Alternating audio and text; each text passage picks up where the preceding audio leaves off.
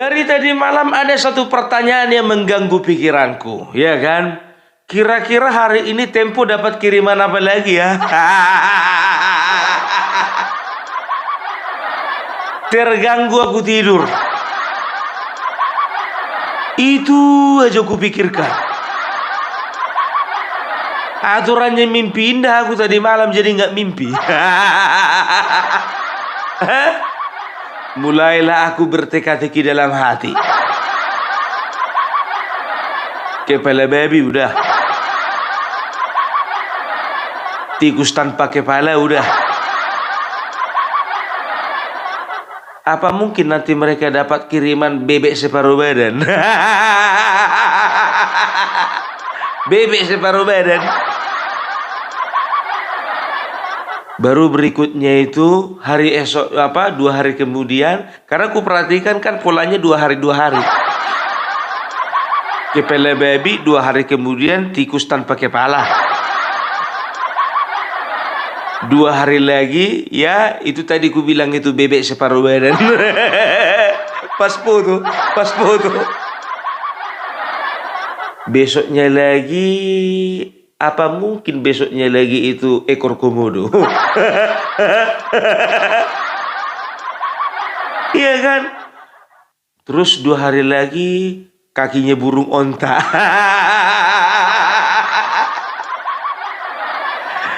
Ya, nggak taunya biar tokil udah 3 hari ku tunggu-tunggu sampai sekarang nggak ada yang ngirim. Tahu kayak gitu aku aja yang ngirim.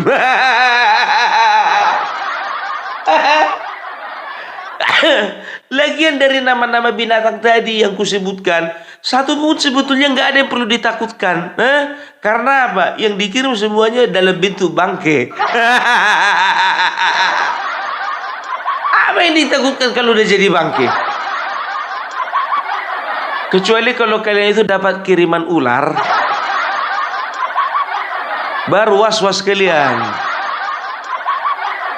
Apalagi jenisnya king cobra. Baru greget. Kalau kayak gitu yang patut dicurigai itu adalah Panji. Kalau sempat dapat kiriman ular kobra, cuman dia yang bisa cuma dia pawang terkenal di Indonesia ini kalau untuk urusan king cobra. Ya kan itu dia ya. Tapi sekarang ya mau dapat kiriman gak dapat kiriman orang urus. Kami cuma penasaran aja. Kan begitu. Kalau sempat lagi dapat kiriman orang ini, gak tahu lagi aku bagaimana perasaan orang ini.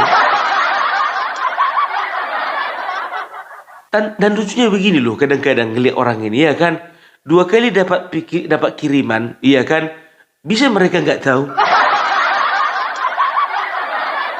Tapi kalau urusan Pertamina, politik dinasti,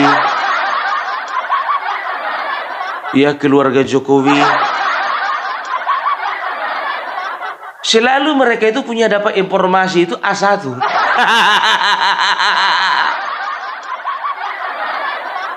Tapi untuk urusan kepala babi kok nggak bisa dicari A1-nya. Cari dong. Begitu juga ini. Aku cerita dulu sedikit mengenai demonstrasi yang terjadi tanggal 24 Maret ya. Kemarin hari Senin ya di Surabaya. Itu rusuh lagi biar tahu kalian. Siapa pelakunya pun udah pasti mahasiswa. Yang mengatasnamakan dirinya BEM Nusantara. Jadi mereka melakukan unjuk rasa ya di depan gedung negara, gedung negara Gerahadi ya, di mana gubernur sering menerima tamu dan sering dilaksanakan acara-acara kenegaraan kan begitu ya. Jadi kalau kulihat masih lebih bermartabat lah orang ini daripada di Jawa Barat. Kalau ya lebih bermartabat maksudnya sama-sama nggak punya martabat sih. Tapi kalau di Jawa Barat itu memang kemarin itu kurang ajar itu. Rumah dinas TNI AU, coba dirusak ya. Gue bilang sama kalian, di Surabaya kenapa nggak dirusak? Artinya apa? Orang Surabaya lebih bermartabat daripada Jawa Barat gitu. Kita bukan berbicara orangnya, kita berbicara mahasiswanya. Tapi bukannya bilang apa ya? Kerusuhan yang terjadi ya di Jawa Barat, di Malang, di Surabaya, selalu dikatakan ada oknum-oknum penyusup yang tak dikenal. Untuk para pembaca berita, news anchor, ya aku bilang sama kalian, nggak usah kalian halus-haluskan bahasa. Semuanya itu tetap mahasiswa pelakunya. Orang tak dikenal. Kemarin begitu juga yang membakar gedung bank swasta, dibilang katanya ada penyusup orang tak dikenal. Di Malang begitu juga dibakar gedung DPR ya, ada penyusup orang tak dikenal. Ya, begitu juga di Surabaya ya, ada yang memprovokasi orang tak dikenal. Orang nggak dikenal, orang dikenal itu, mamanya kenal sama dia. Orang nggak dikenal. Kita nggak kenal sama dia, mamanya kenal, kawan-kawannya itu kenal sama dia. Ya, jadi ditangkap 5 orang ya yang diduga sebagai provokasi ya, sebagai provokator ya. 5 orang mahasiswa yang di Surabaya itu ditangkap karena apa? Sudah menjadi provokator. Itu 5 yang nampak sama mata kita. Nanti datang laporan itu, nggak, teman saya dipukuli. Datang lagi yang sebelah sana, ya kan? Saya kena pukul sama kepala, sama ditempeleng pakai helm. Kan begitu, ya kan? Itu ku bilang sama kalian jujur aja, ya. Yang 5 itu yang masuk berita itu yang kena tangkap itu. Biasanya gitu, biasanya. Sebetulnya yang ditangkap itu ada 20, ya kan? 20. Tapi yang diberitakan cuma 5. Makanya itu bapak-bapak di kepolisian itu ya, itu udah tahu itu siapa biang keroknya. Karena apa? Ya, karena mereka itu juga ada intel. Jadi mereka pasti sudah komunikasi, ya kan? Ini provokatornya ada sekitar 20 orang, ya. Yang mana-mana orangnya? Lihat aja itu, yang pakai baju hitam, tas merah dan juga pakai kuncir. Perempuan, bukan laki-laki, cuman penampilannya aneh. Oke. Yang satu lagi agak botak-botak kepalanya dan. Botak-botak, iya dan. Terus udah kayak gitu jenggotnya beruban. Oh, terus apa lagi? Ada anting-anting sebelah kanan, sebelah kanannya ada anting-anting coraknya itu bunga mawar dan sebelah kiri itu anting-anting itu coraknya bunga melati. Oke, digambar lah kan, sap. Ya, apa mana lagi? Satu lagi dan orangnya agak pendek-pendek. Ya, orangnya agak pendek-pendek. Iya, dia bawa tas warna hitam. Oke, terus apa lagi? Itu apa namanya? Dia pakai celana jeans tapi resletingnya terbuka dan.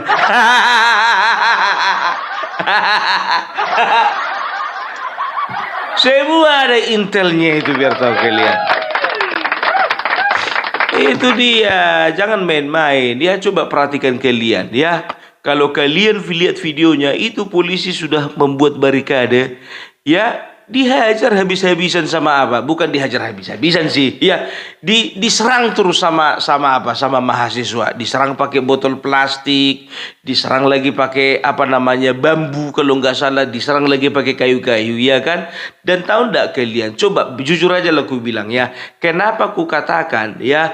Ini sudah merupakan pergerakan yang jahat ya. Coba bayangkan kalian, mereka lempar bom molotov ke arah aparat. Ya, artinya apa? Berarti itu sudah dipersiapkan.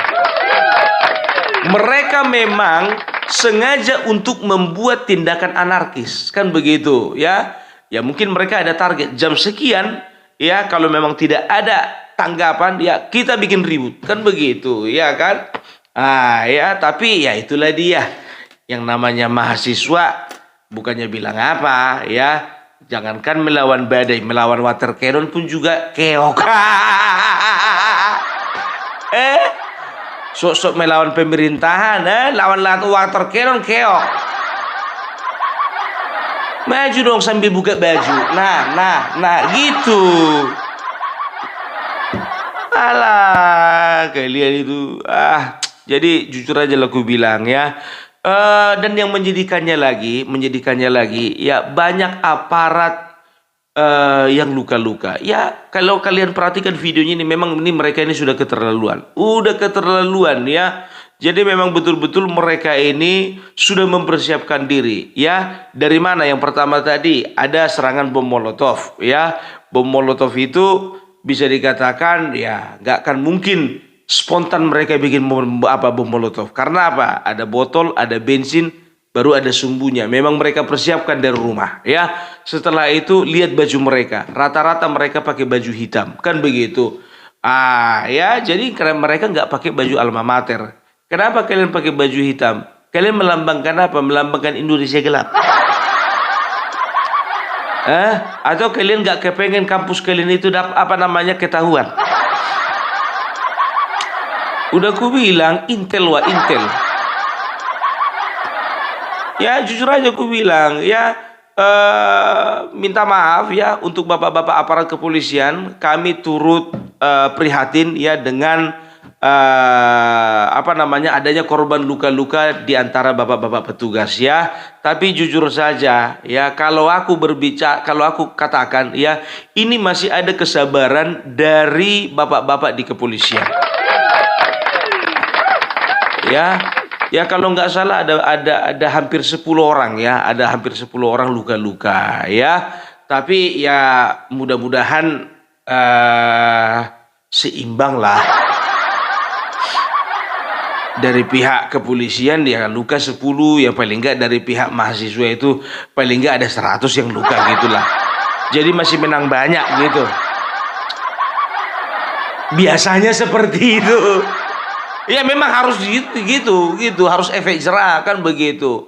Ya jujur aja, kalau bicara tentang tingkah laku mahasiswa ini memang betul lah, ampun lah ya. Jujur saja ku bilang ya, kemarin ada salah satu bisa dikatakan, aku gak perlu sebutkan namanya, tugas di mana, apa pangkatnya ya. Dia kemarin itu cerita sama Opung Parbelang ya. Dia telepon karena Opung Parbelang kan di video-videonya kan sekarang sudah mencantumkan nomor telepon ya. Dia curhat mengenai keresahannya dan juga kesedihannya ya. Kenapa Bang Opung masyarakat apalagi mahasiswa ya, kenapa benci sekali kepada kami ya, para prajurit ini? Mereka nggak tahu bagaimana pengorbanan kami. Mereka nggak tahu apa yang kami rasakan di lapangan. Mereka nggak tahu bagaimana kami harus berjauh-jauhan dengan keluarga. Mereka nggak tahu apa pengorbanan kami terhadap bangsa ini yang sudah kami lakukan. Dan kalian tahu, gak sampai 1 menit, ketika curhat gak sampai 1 menit ya, beliau di seberang sana ya terseduh dan menangis ya, menahan tangis. Oleh karena apa? Oleh karena kekecewaan dan juga oleh karena kesedihan beliau. Ya beliau itu sudah 50, kalau tidak salah umurnya itu sudah 56 tahun ya. Bayangkan kalian, 56 tahun beliau harus berjauh-jauhan.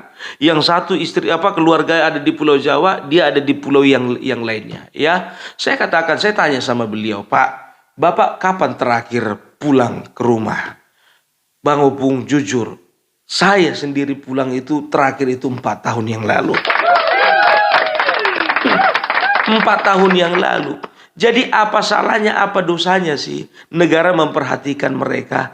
Apa dosanya ya negara memikirkan kesejahteraan mereka. Ya, ku bilang sama kalian, ya, tidak akan mungkin bangsa ini berdiri kalau tidak ada TNI dan Polri. Gak bisa. Kalian bayangkan ya, aku bukan cuma 1-2 orang yang kuajak bicara ya, yang sudah teleponan sama aku. Mereka mengungkapkan kekecewaan mereka terhadap mahasiswa yang mengatasnamakan rakyat, yang memprotes revisi undang-undang TNI. Sekarang begini, yang jadi fokus protes kalian yang mana sih? Pasal 3, pasal 47, pasal 53. Yang mana? Pasal 47. Yang mengenai pos-pos kementerian dan lembaga yang diisi oleh tentara aktif. Kan ku bilang sama kalian, dan kalian juga sudah diterangkan bahwasanya itu sudah dilakukan, ya, sudah ada pos-pos sipil yang diisi oleh tentara aktif, militer aktif, itu mulai dari tahun 2004. Zamannya Bapak SBY sudah ada itu. Makanya keluar Undang-Undang Nomor 34 tahun 2004, Undang-Undang TNI. Kan begitu. Nah, kenapa sekarang kalian protes? Kenapa waktu zaman Bapak SBY kalian nggak protes? Ya, kenapa waktu zaman Megawati kalian nggak protes seperti ini? Berarti kami bisa ngambil kesimpulan dong. Ya, berarti ada sebuah partai di belakang kalian, ya, yang kemarin tidak ada masalah dengan undang-undang TNI, sekarang jadi masalah, dibuat jadi masalah. Ya kan begitu, nggak perlu aku tunjukkan dan nggak perlu kusebutkan nama partainya. Kan begitu, ya, jahat kalian. Kalau ku bilang, kenapa jahat? Karena yang kalian pikirkan, yang kalian perjuangkan itu kepentingan satu golongan, bukan kepentingan rakyat secara umum. Kami rakyat sebagian besar mendukung revisi undang-undang TNI. Ya, ini anak-anak mahasiswa ini, jujur aja ku bilang, coba kalian dulu, ya, kalian dulu pergi dulu ke daerah Papua sana. Tolong kalian dampingi dulu bapak-bapak dari TNI Polri yang menjaga keamanan dari kelompok bersenjata atau KKB yang ada di Papua. Ya, aku ndak minta lama-lama, 3 bulan aja, 3 bulan. Ya hitung-hitung magang lah kalian di sana. Ya, 3 bulan aja kalian. Kemarin waktu itu ada salah satu ketua BEM, presiden BEM, ya, mencela apa yang dilakukan tentara kita di Papua. Mereka tantang, mereka challenge, datang kalian ke sini. Sampai sekarang udah lebih setahun nggak datang-datang kalian. Itu makanya aku bilang, nggak usah 3 bulan, 1 hari kalian mencret kalian di sana. Dampingi dulu bapak-bapak yang lagi kontak senjata. Nggak usah pun 24 jam dampingi. Pas lagi kontak senjata itu dulu dampingi. Ya, biar bisa kalian membedakan mana suara petasan sama suara senapan. Kalau suara petasan, ciudar, itu dia. Kalau di sana nggak pernah kalian akan dengar suara ciudar, nggak. Yang ada di dur,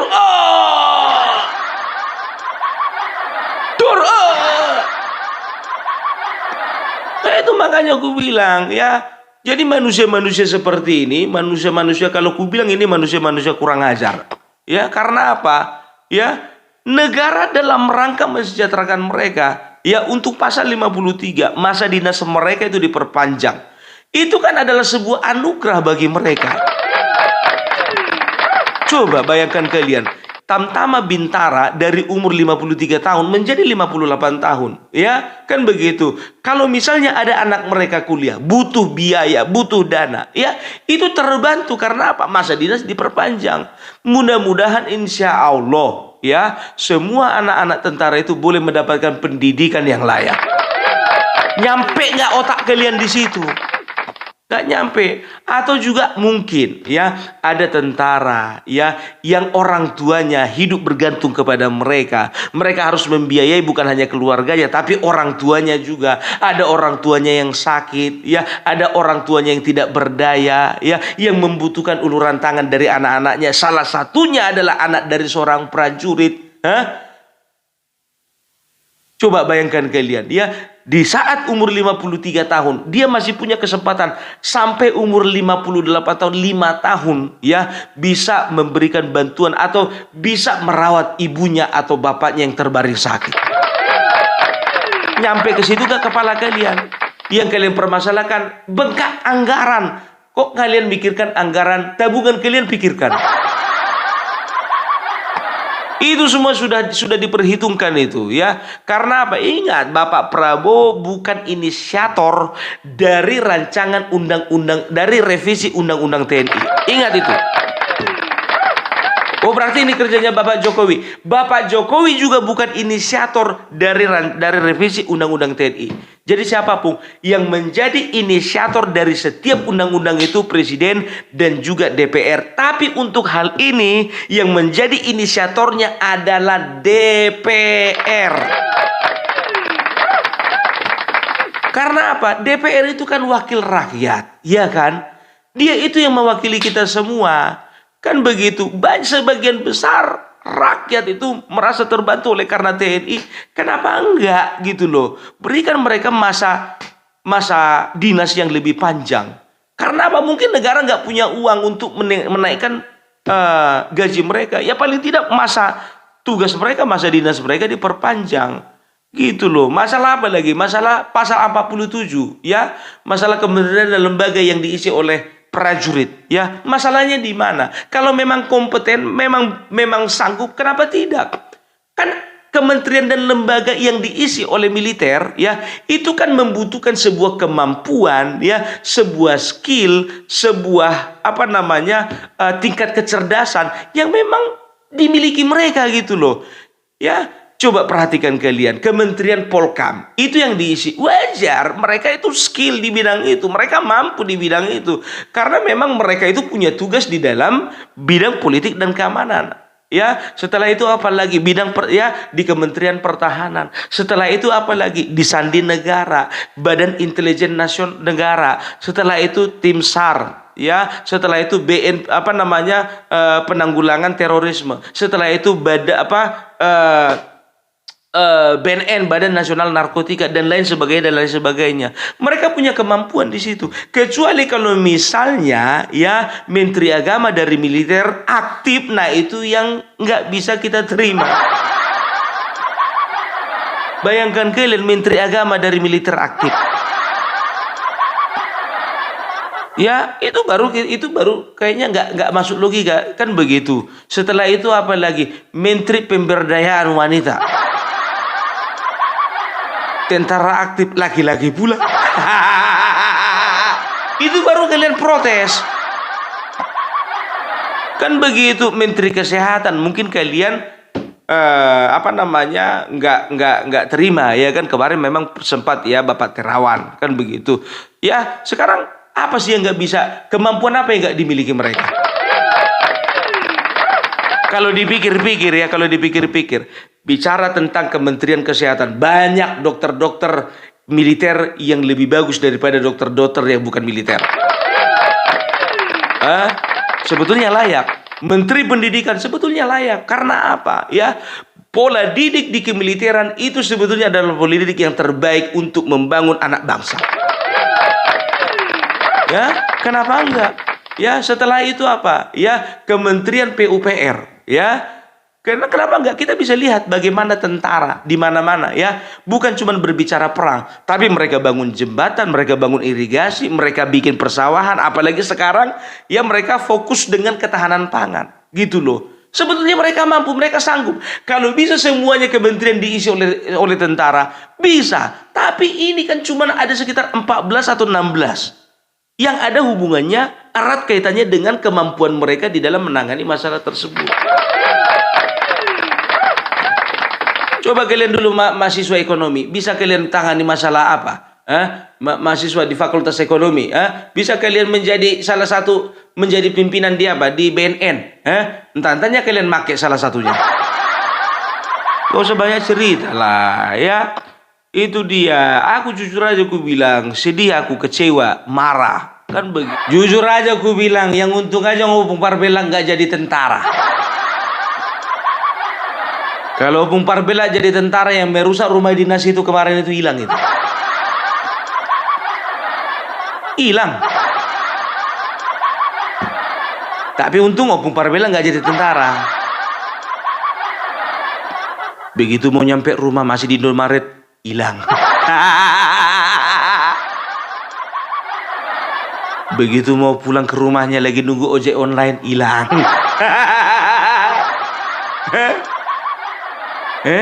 Lagi pesan makanan di McD, hilang.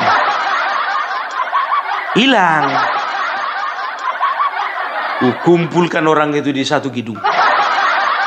Ruangan gelap. Gak ku apa-apa ya, ku nasihati aja. Gak usah, jangan langsung pikiran negatif kalian. Gak usah pikiran negatif, ku nasihati.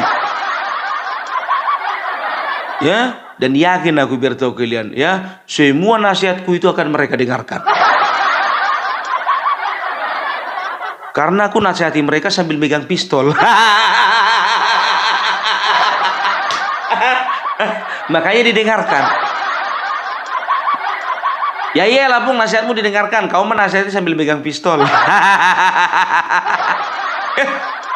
Ya aku cuma berusaha biar nasihatku itu didengar. Baru setelah puas ku nasihati, baru ku pulangkan mereka.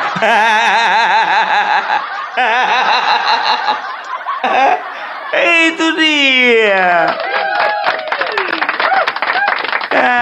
Enggak lah ya, kalau itu tadi cuma cerita-cerita intermezzo aja. Tapi yang konyolnya itu yang di Malang, biar tahu kalian.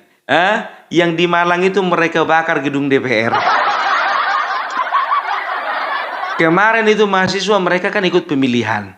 Mereka pilih wakilnya, mereka pilih anggota dewan, kantornya dibakar. Kan bodoh itu. Jadi apa gunanya mereka ikut pemilihan kemarin?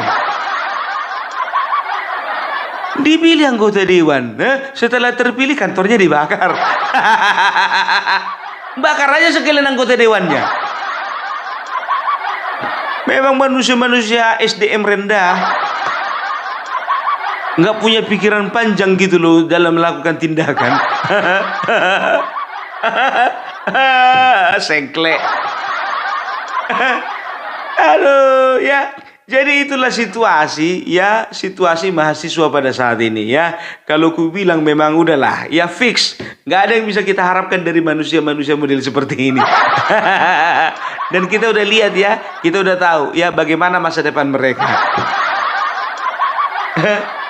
Makanya ku bilang tolong dulu ini supaya menjadi perhatian dari Kementerian Pendidikan Tinggi ya. Tolong dulu ini menjadi Kementerian Pendidikan Tinggi. Ini menjadi tanggung jawab kalian. Aku secara tegas aku katakan kepada kementerian, kepada Bapak Menteri, tolong diperhatikan kenapa mahasiswa ini makin ke sini kualitasnya makin begini. Ya, coba bayangkan kalian ya. Tolong dulu ini jadi perhatian kalian ya. 2019 banyak kampus-kampus atau universitas, apalagi universitas negeri yang besar-besar itu terpapar radikalisme. Di sini aja Kementerian Pendidikan kecolongan ya. Setelah itu coba kalian cek dulu ya. Tolong dulu dibatasi orang-orang ya, dimonitor itu dari kementerian. Tolong kalian monitor dulu orang-orang yang memberi kuliah di kampus-kampus. Jangan sempat orang-orang yang memberi kuliah di kampus-kampus itu adalah orang-orang yang tidak cinta NKRI. Cenderung memecah belah, cenderung membenci pemerintah. Ya, model-model Rocky Gerung, Refli Harun, dan juga yang lain-lain itu. Kalau bisa jangan lagi diundang. Ini kalian undang begitu. Lihatlah kan rusuh di Jakarta, rusuh di Malang, rusuh di Jawa Barat, rusuh di Surabaya. Nggak taunya apa? Rocky Gerung bikin konten. Rocky Gerung bikin konten di rumah. Dia bahas tentang demonstrasi. Makanya aku bilang yang ikut demonstrasi bodoh, nggak dapat uang ya, masa depan terancam. Begitu juga ada yang masuk penjara. Rocky Gerung dapat duit dari YouTube. Bodoh namanya kan? Itu dia. Dan juga cek dulu ya untuk Kementerian Pendidikan Tinggi ya. Tolong dicek dulu itu rektor-rektornya itu tuh, karena kalau bukan dari mereka, izin mereka nggak akan mungkin ada ini pembicara-pembicara sengkle ini. Makanya kualitas mahasiswa kita seperti itu, ya dikit-dikit demo, dikit-dikit termakan hasutan kan begitu, ya. Makanya aku bilang, ya tolong dulu diperhatikan, ya. Ini juga menjadi tanggung jawab Panglima TNI dan juga Kapolri, ya. Tolong dulu, yang namanya orang, ya mau itu statusnya mahasiswa, statusnya pengangguran, statusnya mama-mama, kalau memang mengganggu stabilitas nasional, tangkap. Apalagi anarkis kan, anarkis itu sudah tindakan pidana, itu pengerusakan saja sudah tindakan pidana, apalagi tindakan kekerasan seperti itu. Oke, jadi itu dulu dari Opung Parbelak, ya. Jadi sedikit saja pagi ini dari Opung Parbelak. Mudah-mudahan ya kita boleh menjaga anak-anak kita supaya apa? Supaya anak-anak kita jangan seperti mahasiswa-mahasiswa ini. Kita doakan sama-sama dan kita didik sama-sama anak-anak kita supaya jangan anak-anak kita bodohnya sama seperti bodohnya mahasiswa ini. Aku bilang sama kalian. Oke? Salam Parbelak, salam NKRI, NKRI harga mati.